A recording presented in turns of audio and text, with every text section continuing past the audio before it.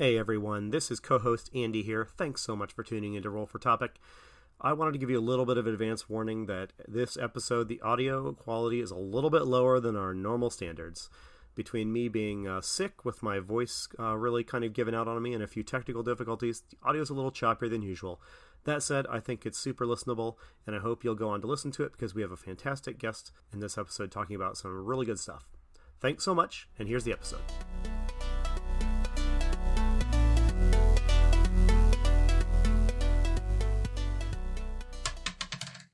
I got a 6. John, the discussion we'll be having today is about the topic, how do you prep for a role-playing game when you have no time to prep? This is a good topic for me. That's a very good topic for you, based on what I know about your GMing style. So, at any rate, hello and welcome to Roll for Topic, a roundtable discussion about topics related to running role-playing games. My name is Andy Rao. I'm normally joined by my co-host Chris, but he is absent today.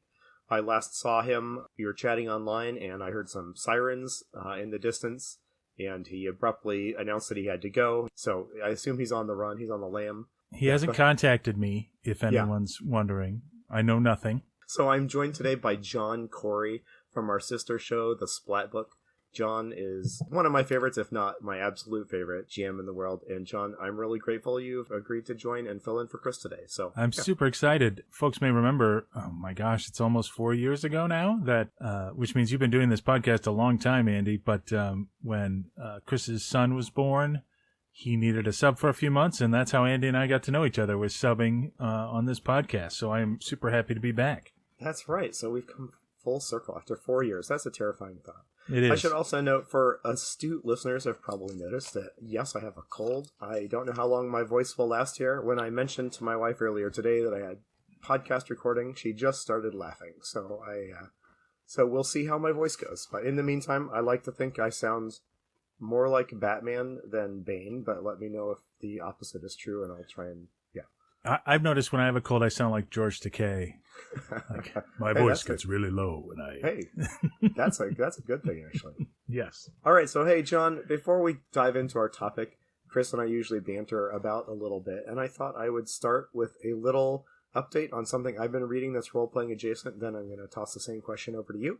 Awesome. I picked up a little while ago, kind of on a whim, a book by Stu Horvath, who I believe is a figure. He does some podcasting or article writing in the RPG space. I wasn't real familiar with him, but the book I picked up from him is called Monsters, Aliens, and Holes in the Ground, and it is basically a tour of his role-playing game collection from interesting. In chronological order.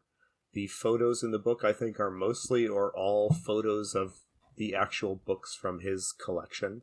So you have a couple of cool photos where you can see the names scrawled on books by previous owners and that sort That's of pretty cool. Lovely little artifact. I want to talk about this book because I am pretty familiar with the history of role-playing games in a broad sense. I'm no expert, but I can tell you about the different versions of early D&D and when Traveler came on and what that meant. And this book takes a little bit of a different take just in limiting its discussion to what's in my collection, the author's collection. Right. Now, because the author's collection is huge and comprehensive, it actually is not that different from just a tour of major RPGs through the years. Right. However, there is that added element of curation that is, to me, that's 2/3 of the hook here. And he does little write-ups on each game. And, they are maybe mostly write-ups on, why is this game historically significant? Mm-hmm. But you do get some paragraphs for each along the lines of, how he encountered it and what it meant for his gaming. And I'm just so charmed by that approach. And it just got me thinking, I don't know, what do you think about that, John? Let me hear your thoughts. I think that's amazing, and actually I feel like we're living in a golden age of early D&D histories and sort of histories of the hobby in general. My selection, which I will not reveal right now, is similar. It's a history of D&D particularly, or history of role-playing games, but there's that, there's Game Wizards, there's a lot of stuff coming out about how We just had Evan Torner on our podcast, who wrote an article on the history of combat in D&D specifically. Ooh. So I think it's really interesting as somebody who's been playing this hobby for a long time. The one thing I struggle with all of this is I started playing D&D probably in 1980. So this was the time of AD&D and the first hardcovers, the Player's Handbook, Dungeon Master's Guide. And so now all of those things are history. And it is hard to have those things be history when you remember playing them when they were new. Yeah. But it does charm me because I have my experience. And, I think the more you learn in life, the more you realize your experience is not, it has some universal elements, but there's a lot of rich depth in hearing other similar but not identical experiences to learn more about the things you're interested in. Yeah, I will say, I don't want to get too cheesy here, but one thing it took me too long in my life to understand that for me, it is more valuable to hear how a piece of art or a piece of entertainment affects you, the viewer, and interacts with your interests and your artistic interests and your maybe gaming interests and your personal interests. That's more interesting to me than this sort of very commonplace approach we all take to media, which is trying to kind of rate it on a scale of goodness or quality, right? Right. And I don't know if people have always done that, but I feel that today everybody imagines that they're, a New York Times critic making an evaluation of the latest Batman movie, making a historical evaluation of its quality in the history of all art. I mean, that's fun, I guess, but it's so much more interesting for me to read an essay about what it was like for you personally to watch the latest Batman movie and why you hated it or you loved it or it didn't do anything for you. Yes. Than it is to try to read someone trying to place Batman alongside Citizen Kane and the works of Plato and, Yeah, I agree completely. And I think what's important there is shared experience, right? Like if somebody has a shared experience and you have an experience with that thing and then they bring a new insight to it and you say, wow, I've never thought of that. So then you both get the universal experience. We shared an experience which draws you to the work. And then you get and I got to learn something, get an insight about another person, which is always exciting, I think. One last thing I want to mention about Horvath's book, which I do recommend that you check out. He obviously had an interest in the works of the Judges Guild, which was interesting. An early third-party producer. Very early, they were on, in the years after D&D was on the scene, I think Judges Guild appeared, and they released a lot of material. And he highlights some of the most famous ones. Some of the, I think the best regarded were written by Janelle Jacques, who passed away recently. And so he talks about like Tegel Manor and Dark Tower, one or two others. But I think they published like 1 to 200. I mean, I think their volume of publication was very high, and so that is a hole in my picture of that early hobby. That if there's like dozens of Judges Guild things out there, that makes me really curious to find out what I'm missing. It is interesting because if you look at the roster of like official AD&D adventures, the official adventures, there's, at a certain point, there's the Giants and the Descent into the Depths of the Earth. And eventually there's a million of them. But in the early 80s, when there's hundreds of Judges Guild things, there's probably just a couple dozen official adventures, which means there's way more Judges Guild material than official material. There are actually 2 for my beloved Dragon Quest. There were 2 Judges Guild adventures, which I think I still own them. I might have gotten rid of them, but yeah, so they're a place in the hobby that I think influenced a lot of people, but in small ways. Everybody has their Tomb of Horrors story, but does everybody have their Magebird Quest story? Probably not, but they still had a huge influence on the hobby. Yeah, for sure. Okay, well, check that out. That's Monsters, Aliens, and Holes in the Ground by Stu Horvath. And John, have you been reading or watching or listening to anything that's got your GM brain going lately? Yeah, I have. I've been reading actually a physical book. I do a lot of audiobooks these days, but the thing I read most recently was, or I'm in the middle of, is The Elusive Shift, which was recommended to me by a listener of my podcast. It is a book by John Peterson. I think it's put out by MIT Press. And what it is a detailed history of the hobby on how did the form of play of D&D become what it is now. Oh, And wow. the contents of the book is fascinating. I was talking to a friend of the show, Matt Wilson, this morning, and I was describing it to him, and I said, it's the kind of history book that I really love because he goes into such exhaustive research detail on the early communications in the hobby that I would never do myself, and then summarizes it for me. So he is picking up dozens of different fanzines from the time, from people you have maybe heard of a little bit or never heard of, and saying in this fanzine issue number 17, so and so said this about how his group plays D&D, and we're starting to notice a trend in all these fanzines that the play of the game goes this way. And the other thing he'll do is take old early RPGs that nobody remembers anymore, like Space Patrol or Chivalry and Sorcery, and say, in the intro text to Chivalry and Sorcery, it says this. Or in Space Patrol, the example of play says this. So what he's trying to construct is, how do we get from the original intention of D&D, which was created by wargamers, and how did it fuse with sort of the science fiction and fantasy community to become Wow.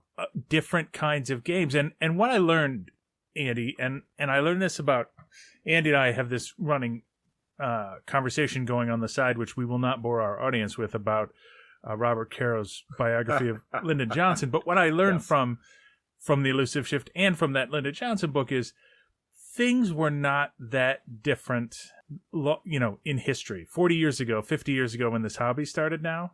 One of the quotes I highlighted was somebody saying, yeah, I was playing D&D and I got into this game and I just lost sense of time and myself, and I was so immersed in my character. And then somebody brought in some mechanical thing and it just burst the whole bubble for me, right?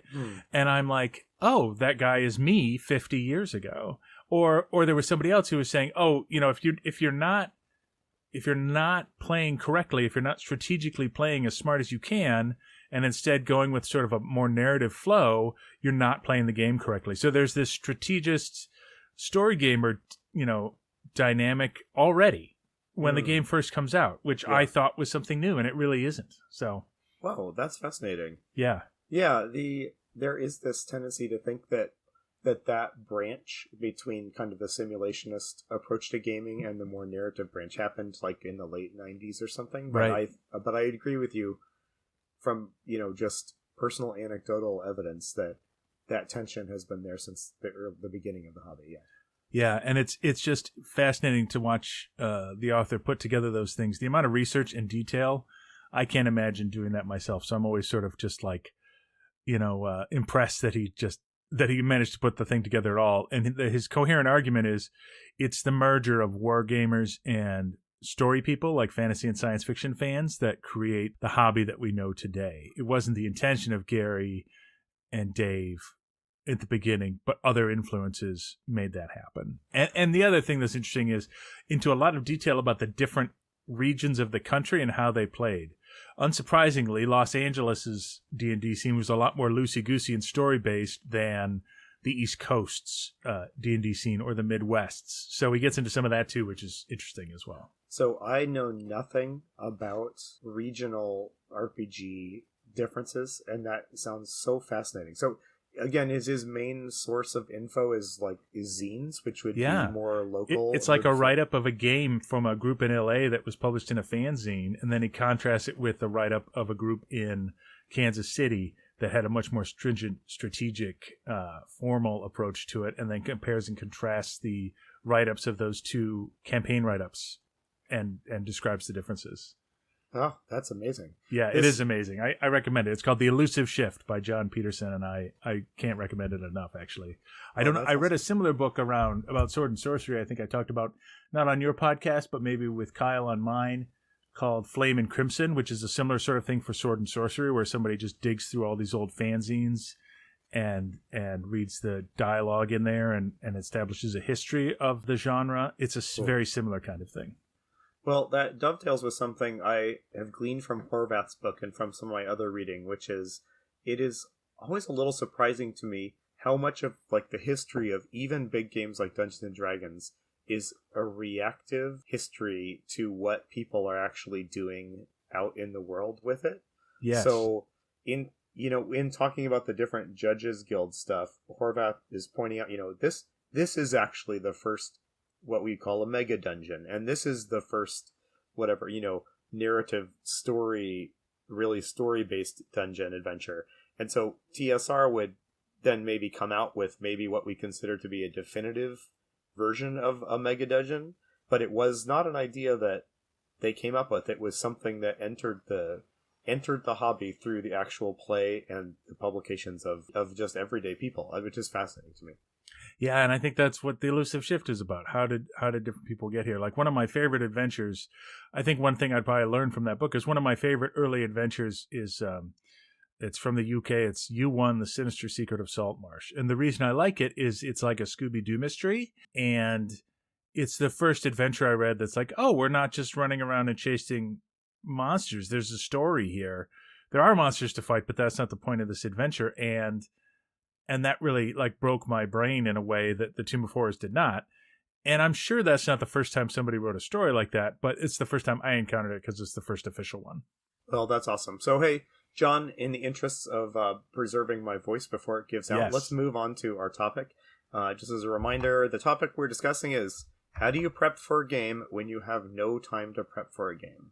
Yes. Like listeners, I am talking to a very experienced, low prep GM. Would you say that is an accurate description of you, John? Yes, I've tried to learn to be good at low prep GMing because I had discovered that I'm bad at high prep GMing, and I find high prep GMing very frustrating.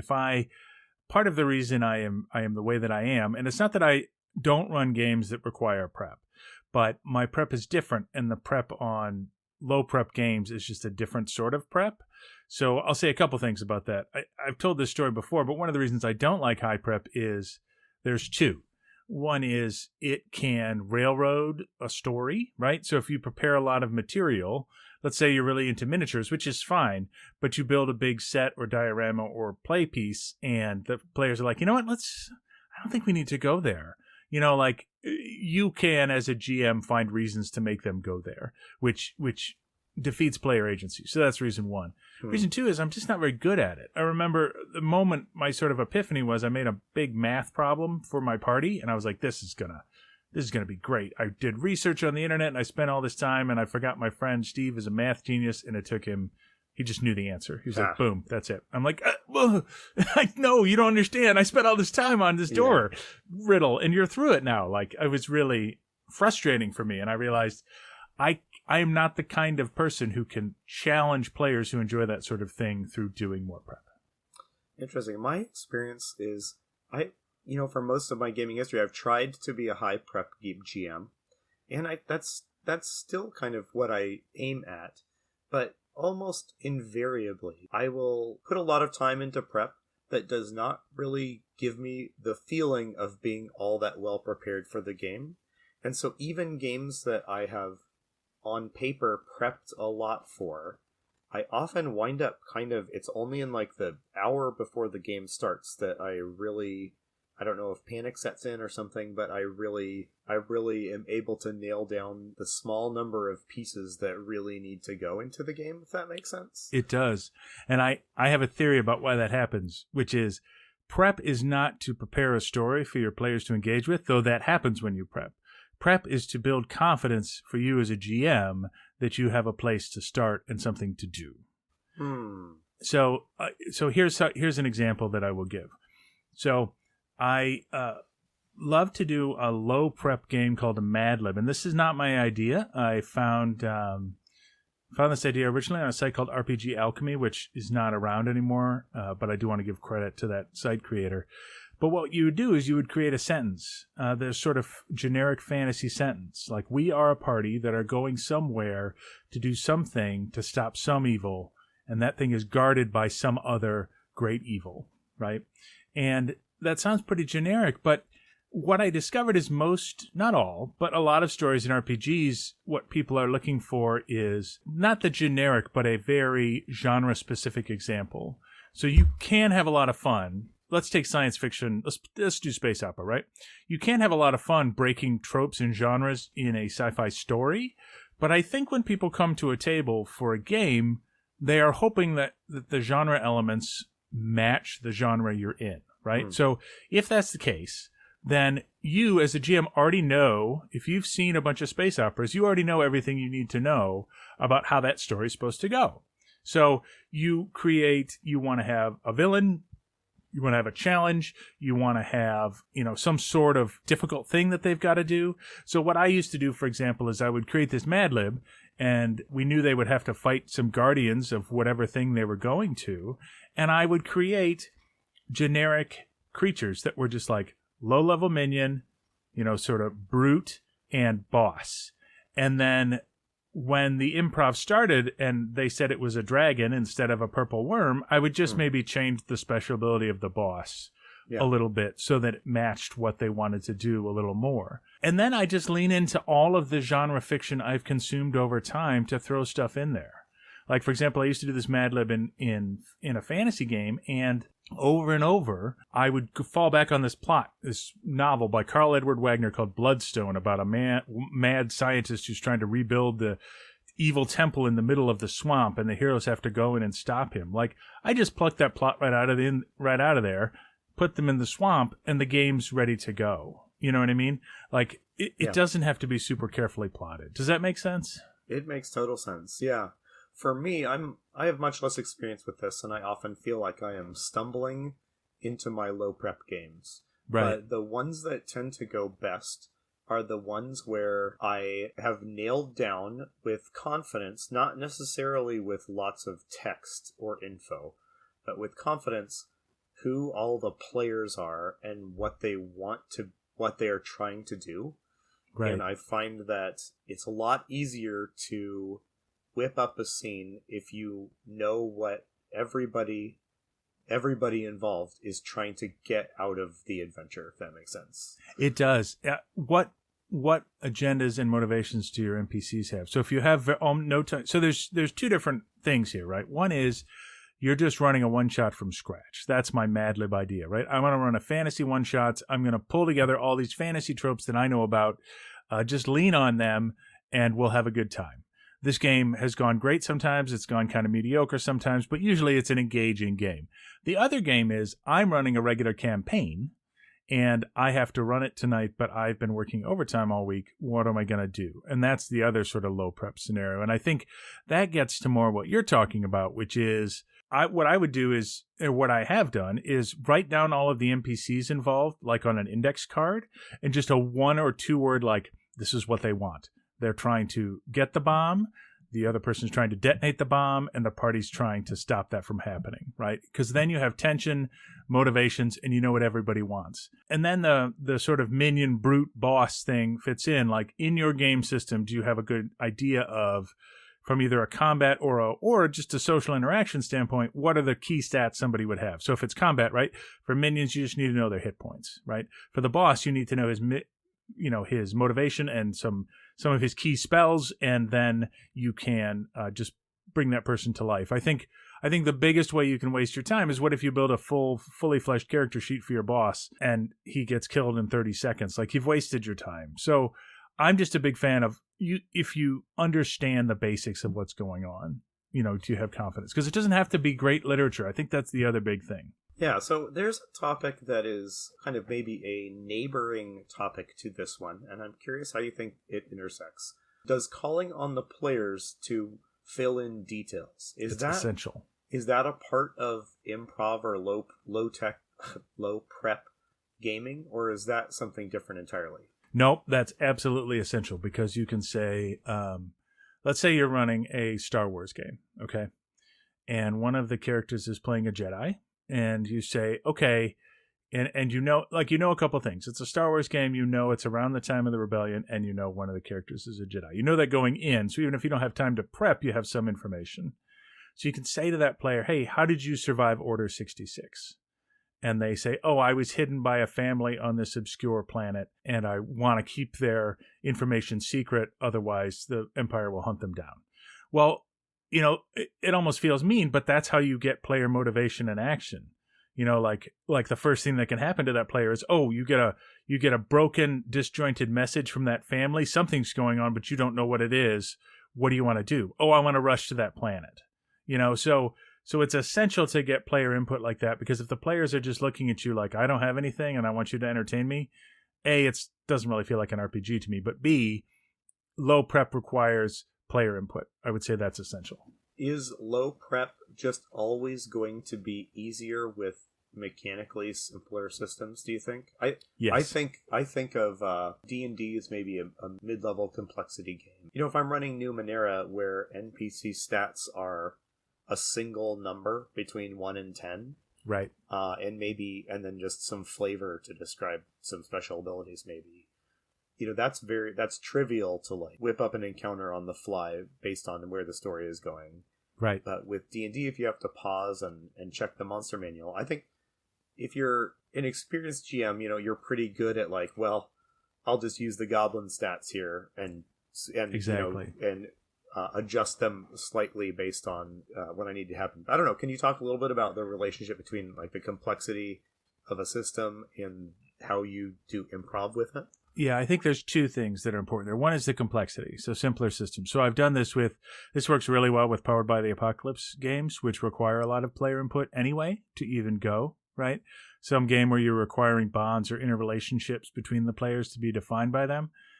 So simplicity is definitely important. However, I've also done this with I tried to do it with basic D&D, which doesn't have any mechanics to generate backstory or interactions, and it felt kind of flat, but it is a simple system. So I think there's two parts to it. One is, what is your familiarity with the system?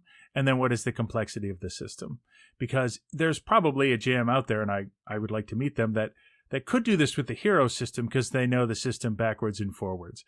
I'm not that person. But if it's a system I'm very comfortable with, I'm very comfortable doing it. But if it's super complex or super high level, so for example, I don't think this works with 15th to 20th level Pathfinder or 5th edition characters, because the details of how you construct a boss to survive all of the overwhelming abilities of the 15th level paladin is so complex that you can't make that up on the fly. Yeah, and you'd be trying to improv at that level unless you're extremely experienced with the system, would, you know, be cheating everyone at the table of a cool encounter, right? Yes, right. I've played in a 15th level 5e game, and it was a blast because the GM had taken time to create encounters that were specifically designed to counter all the superpowers I had as a 15th level paladin, which is great. And that would be a hard game to improv. So I think it has to be simpler, or your GM has to know it backwards and forwards. I have watched both of my kids get interested in being dungeon masters. I have a teenager that has run a number of games and kind of understands how it goes. And I have a younger son, a middle school age son, who is more of a beginner. But both of them have tried their hands at GMing. Right. And both of them have, in both cases, I have they've said, Dad, can we give me a good adventure to run? And so I've pulled something off of my shelf and I handed him. I gave my teenager Sinister Secret of Saltmarsh, for example. And, right. And it was interesting, but a little frustrating. Both of them had a hard time getting ready to run a game by just reading through the module. Mm-hmm. And it just made me think how much of my prep is stuff I've figured out that I didn't learn from reading the Dungeon Master's Guide or the module, if that makes sense. It makes total sense. So do you think, can you do low prep GMing as a fresh new GM? Is that a skill you can learn? I think it's a muscle you have to build, and I think one of the things, like any actor who does improv will tell you, it seems like what they're coming up with is new, but to them, inside their own head, they've done it dozens of times. You know, part of improv is learning different tools and techniques to improving, and part of it is just experience. So the reason I'm able to do it is because I've been doing it for so long. But it's not that you can't learn it, but you would have to start, I think, by learning techniques that do that. Like for example, I would say, okay, come up with, if I were to teach a new GM who's never GM before, I would say, write down the plot, and you're doing a fantasy game, write down the plots of your 3 favorite fantasy novels, 3 NPCs from those novels, and then fill out index cards with 3 different levels of encounter, okay? And have all that on index cards so it becomes interchangeable. But the first time you do it, and this happened to me the first time I tried to do it, it was bad. So it took me I had to fall on my face a couple of times, which is no fun for anybody, especially if you're if you fall on your face and your friends are like, I don't want to play anymore. Right. So I did it. Yeah. I did it with conventions. I'm like, come to my convention game, pay your $2, and when this game's a disaster, I'll never see you again. So that was kind of how I did it. If nothing else, you can be that story that people take home and they'll be like, you won't believe this terrible game I was in. I know I've run at least 2 of those at my local convention. So yes. Oh, that's lovely. Okay. Well, you know what? This has been a good discussion, but my voice again is starting to go.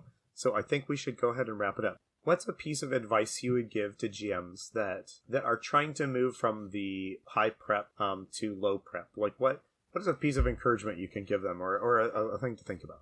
Here's the biggest piece of advice, and I know exactly what it is because it's what I struggled with. Don't feel like the story you're creating or improving has to be completely original and of your own creation. Let your players help you create it and lean on all the genre work that you've read and consumed throughout your life, and you'll create a fun game for your players. You know what? So you've mentioned that once or twice, and it really resonates with me. A couple of weeks ago at the Ann Arbor District Library thing, Chris and I and our friend Phil were on a panel discussion, and someone asked, like, how do you keep your games like original or something, like, especially if you're running in an established franchise? And the example we were talking about was Alien.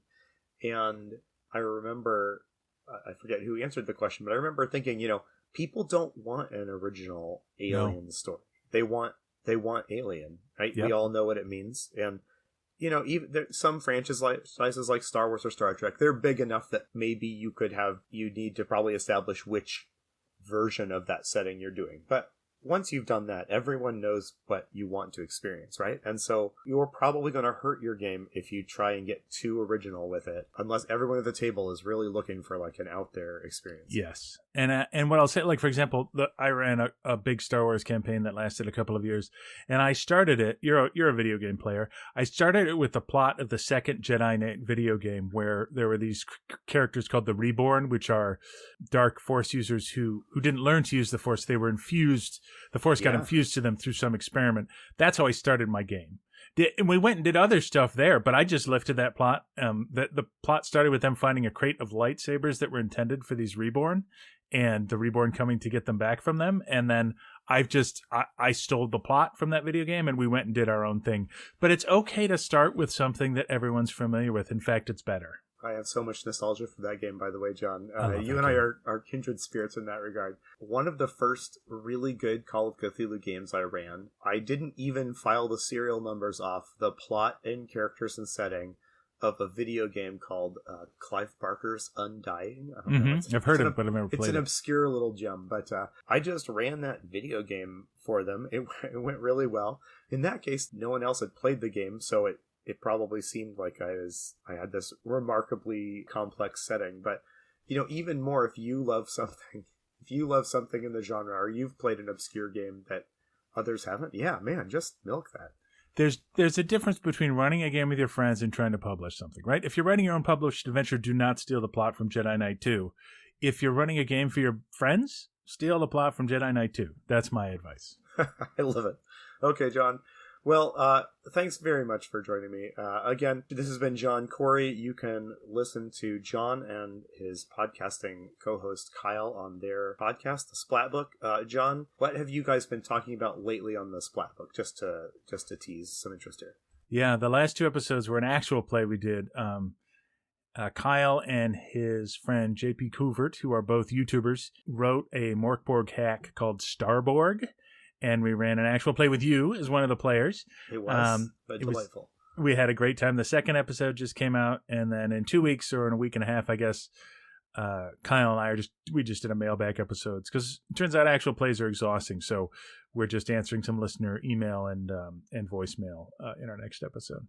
All right. Well, awesome. Okay, and well, without further ado, then I think we'll wrap up. Thanks, everyone. Yeah, and remember, if your players are having fun, you're probably denying your own needs as a GM. No, that's not the tagline. No, that's our new tagline. Thanks, John. All right. And also remember, if your players are having fun, you're a great GM. But okay. All right. Farewell, everyone.